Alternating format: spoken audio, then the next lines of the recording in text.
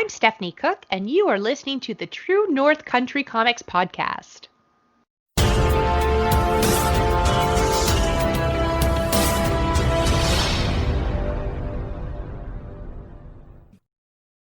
Welcome to the True North Country Comics Podcast, dedicated to promote Canadian comic book creators and supporters. It's January 7th, 2021. I'm John Swinimer. If you want to drop me a line, you can contact me at john@truenorthcountrycomics.com. On this episode, I chat with Stephanie Cooke about Oh My Gods. The podcast is available on Apple Podcasts and Google Podcasts, and it's also available on the True North Country Comics channel on YouTube. Stephanie is an award-winning writer and editor based out of Toronto, Ontario. She's a comic book fan, avid gamer, movie watcher, and lover of music. In 2019, Stephanie won the Jean Day Award for Outstanding Anthology, Wayward Sisters, Toronto Comics, for contributing writer. Her writing work is featured in Mark Millar's Miller World Annual, The Secret Loves of Geek Girls, Toronto Comics Anthology, and more. Her current debut graphic novel, Oh My Gods, was just released from HMH Kids, to be followed by Paranorthern in spring 2021, and a sequel to Oh My Gods in fall 2021. So, without further ado, here's my chat with Stephanie Cooke about Oh My Gods. So, Stephanie Cooke, thank you very much for taking time to chat with me. Thank you for having me. I appreciate your time. What I normally do to start off the interview is ask creators about their first comic book. So I'm wondering if you remember, what was the first comic book that you read?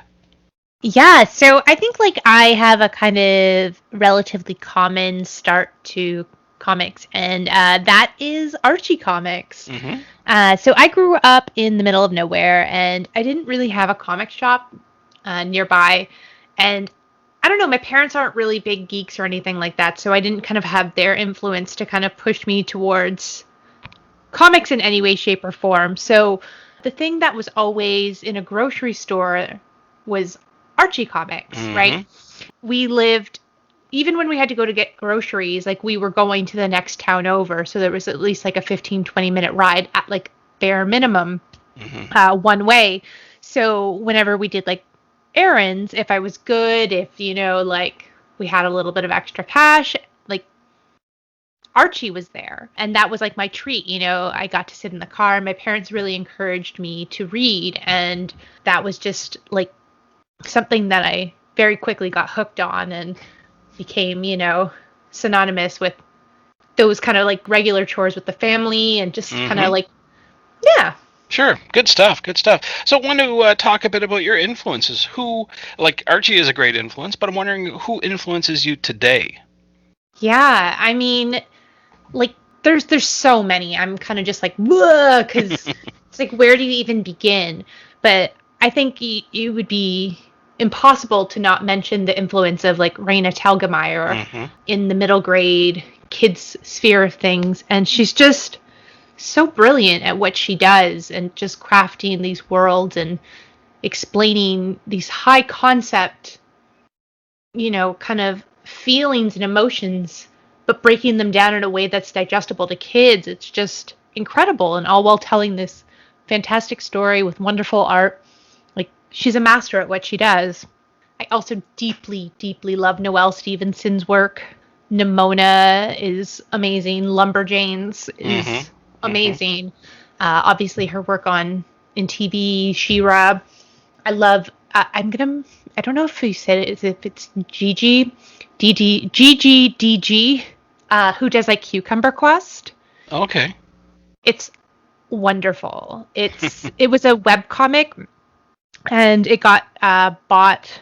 I don't know what publisher bought it, but they started releasing the volumes of it, and it is a delight. So Gigi's a big influence as well. Trying to think, of course, I'm drawing a blank now. Whitney Gardner, who did Fake Blood, and just there's so many creators out there that It's hard to name them all. Yeah, that just Yeah. are doing wonderful things right now. And That's tremendous, that's for sure.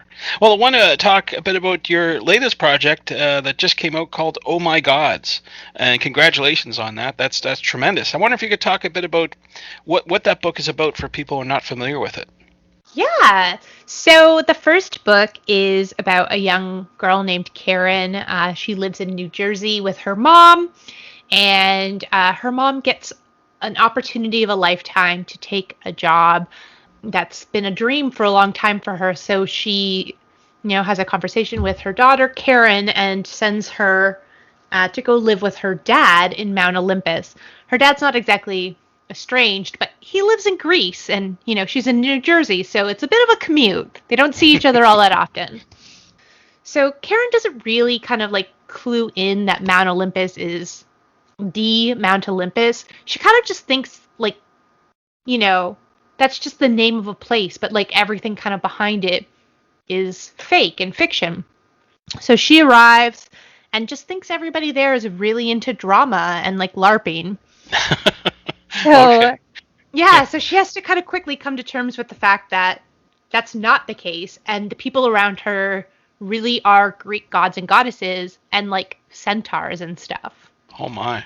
Wow. So, yeah, and then on top of all of that, all of a sudden, around the same time that Karen arrives at her school, kids start getting turned into stone. Oh my. And because of the nature of the new person, people are starting to maybe suspect that Karen has something to do with it. So she teams up with her new friends, and they try and solve the mystery of who really is the culprit. Oh my goodness. Well, it sounds like a fascinating read, that's for sure. What was the inspiration for it? Is there anything behind that? I mean, Insha Fitzpatrick and myself, Insha's my co-writer, we're big fans of Greek mythology. Oh, We okay. really, really love. We're both only children, and we were big like nerds that went to the library and read all the time, and spent a lot of time picking up Greek mythology and exploring those worlds and those stories. And when we became friends, we somewhere along the way just sort of brought up Greek mythology, and it kind of unfolded that we both just had this huge passion for it, and from there it just kind of evolved. And I think it kind of came about like in the sense where it's like, I don't know if you've seen Clone High before. I'm sorry I haven't, no. It's What is that? wonderful. Mm-hmm. It's one of like the early shows that Phil Lord, who did like Into the Spider-Verse, Okay. Mm-hmm. and like the Lego movie that he did. But the whole idea is there's a bunch of like clones of like famous people like Abraham Lincoln, Gandhi, Cleopatra, Joan of Arc, and they all go to high school, but they're clones. Oh, okay. Okay. So I'm a big fan of that. And so we kind of like, that was like a big inspiration. Lumberjanes was a big inspiration. Mm-hmm. And then again, just like our love of Greek mythology cumulatively played into that too, and kind of blending those elements of things that we really loved together into something original, and that was ours. Absolutely, for sure, for sure. So who is the audience for this particular book? Yeah, so originally when we had kind of started pitching it, we had aimed for a YA audience, and we decided with our publisher to age it down for middle grade. So technically it's ages like 9 to 12, I think, like is like the ballpark. I could be kind of wrong on that. Ages 9 to 12, grades like 4 to 7, that kind of thing. Sure. But I mean, I'm like a really big fan of like all ages stuff. Like I really believe in books that can be read by anyone, and they're just universal in the fun, the story, the hijinks. So, well, it's marketed to that audience, I hope, and I really want to believe that anyone can enjoy it. Sure, absolutely. A good story like that, absolutely. I was reading the publisher notes, and it says that this is your debut graphic novel. And I know we've talked many times, over the years. And I'm wondering if it's a fair question to ask what took you so long, because you've been around this sort of industry for so long. I thought, gosh, Stephanie should have done something by now. I guess like it feels like it's been a long time. Like, technically speaking, though, HMH, my publisher, Oh My Gods is technically my second book that got bought by them. Okay. So, I mean, I've done like a lot of short stories, and I was dabbling a lot in like editing as well. And I still do comic editing. So, I don't know, like finding the right projects and kind of just like finding something that I was going to be passionate about and that was mine was really important to me in terms of like, having my first project out in the open in the world. So going back to the thing with HMH, I have another book coming out later this year in July called Paranorthern and the Chaos Bunny Ahopcalypse. Okay. Sounds good. I love me a pun. So that was actually my first book that got bought by HMH. Oh, okay. So when I signed on with my agent, Maria Vicente, who is wonderful and a God saver, like she's just the best. We actually sold Paranorthern first, and I worked on that for like quite a while, and then my editor and I had a really excellent relationship, and she wanted more stuff that I had done, and we had Oh My Gods that we were shopping around as well, and we sent it to her, and she fell in love with it. Amazing. That's great. She was a big fan of Greek mythology. She loved the character. She loved the story. And the rest of the team at HMH fell in love with it as well. So they wound up signing us for a 2-book deal, and then they fast-tracked it. So Paranorthern is actually supposed to be my debut, and they bumped up Oh My Gods so that it would be out before it now. So that is now my debut. So I guess that doesn't really answer your question in terms of like what took me so long. But I mean, graphic novels do tend to take like a really long time. Sure. And like Paranorthern was bought in 2018. So I've been working on Paranorthern for such a long time. And I mean, that's not even like, like the writing portion is such a small part of it, like compared to how much work goes into like the art and the colors and the letters and everything. Right. So I don't want to, downplay that, but these stories are, projects that have been in the works for ages, but the art takes a long time, and rightfully so, it should. And book publishing, unlike comic, I mean, there's still always a certain amount that's left to creators to obviously promote and talk about your books and get them out in the world. But like with book publishing, they have a wonderful marketing team usually behind you, which is like, wow, what? That's great. Right. And you want that time to, market it. Yes, so, exactly.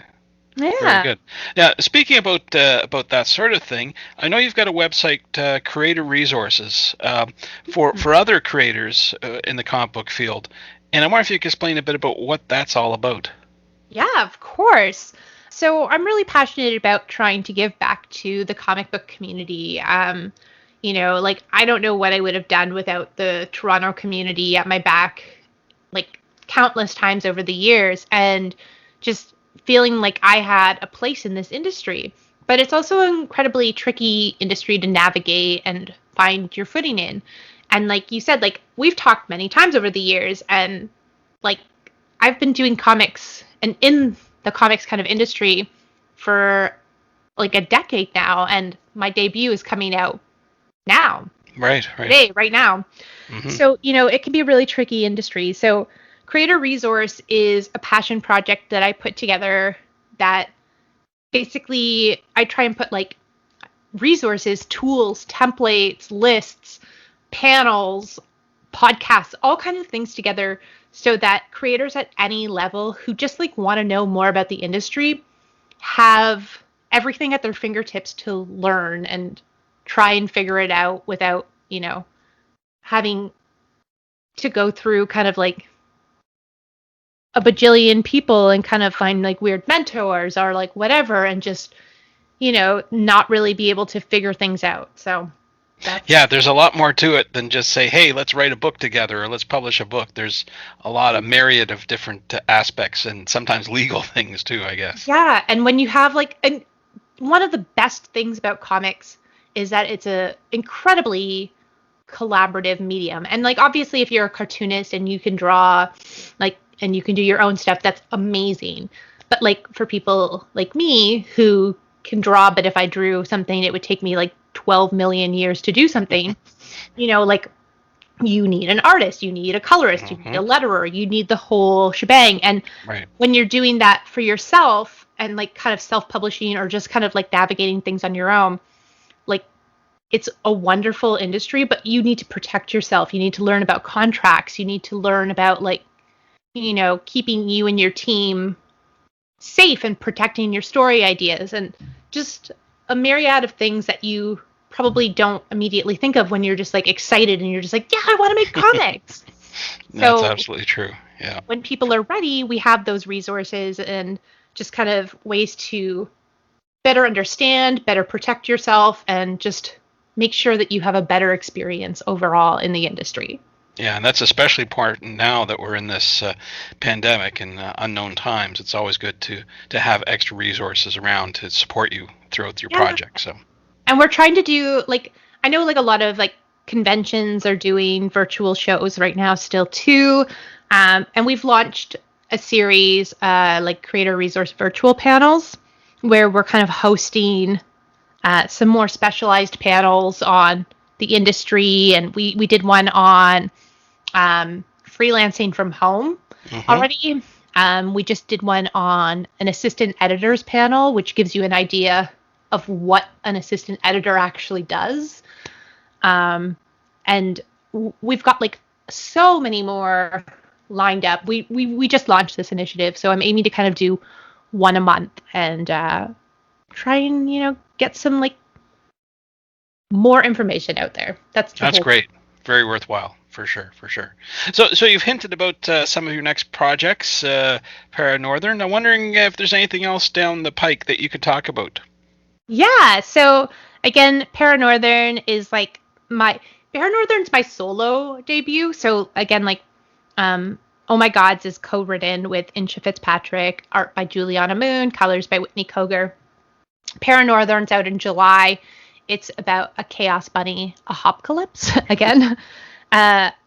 It's a more specifically about a young girl a young witch and her friends who accidentally open a portal to another dimension. A bunch of chaos bunnies start flooding through their world. And like, have you seen Lilo and Stitch? Oh, absolutely, sure. Okay, great. I always like to say the chaos bunnies are like Stitch. Oh, they're not my. Like evil. They're just like really mischievous and just like they cause chaos. So imagine like a bajillion of these multiplying like bunnies too. Wow. And they're running around destroying everything. Yeah. So it's in this group of friends' best interest to close this portal and get everything back to normal. But obviously there is things that happen along the way and they have to figure out how exactly to do that. Sounds good. So that's out in July. And then we have a follow-up to Oh My Gods, book 2, The Forgotten Maze, which is out a year from today. It's about a maze. If you're familiar with Greek mythology at all, like you can probably deduce that maybe it has something to do with a minotaur. Oh my, yes, that's right. I don't know why I'm being coy about this. The description's online now, but the friends basically discover they discover a maze under their school, and they have to find somebody at the center of it who goes by the moniker online Minotaur. Oh, okay. Sounds good. Something to look forward to. So where can people find out more about your current work and your future work online? Yeah, so I am pretty active on Twitter and Instagram. My username is HelloCookie. So you can find me there, or you can go to stephaniecooke.ca, and that's where all of my information and stuff tends to live. Super. Well, Stephanie, those are all the questions I have for you, but I'm wondering if there's something I didn't ask that you'd like to get across in this interview. Oh, gosh. I mean, I always love to ramble. I don't think I have anything else to kind of... I guess you can check out in... 3 years from now, my first YA book that'll come out too, which is called Pillow Talk, which is actually set in Toronto. Oh, wow. Cool. Yeah, so that's also a long ways away though. Thanks to Stephanie for the chat. You can discover more about Stephanie on Twitter at HelloCookie and online at stephaniecooke.ca. And thanks to you for listening to the True North Country Comics podcast. If you haven't done so already, please subscribe to and like this podcast on Apple Podcasts. Please check out the TrueNorthCountryComics.com website and follow on Twitter at True North Comics. True North Country Comics is now on YouTube. Please like and subscribe to that video channel. And please send your feedback to John at TrueNorthCountryComics.com. Thanks again for listening, and come back soon for another episode. Bye for now. True North Country Comics podcast is copyright True North Country Comics, copyright 2021.